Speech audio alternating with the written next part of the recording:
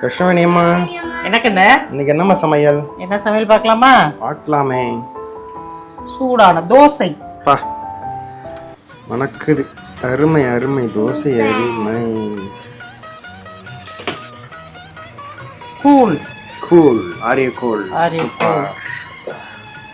சட்னி, தக்காளி சட்னி. ஃபேண்டாஸ்டிக் சட்னி. பீக்கங்காய் bajji. Beacon bajji, super. வாழைத்தண்டு பொரியல். வாழைத்தண்டு பொரியல், அருமை. சூடான சோறு. சூடான சோறு.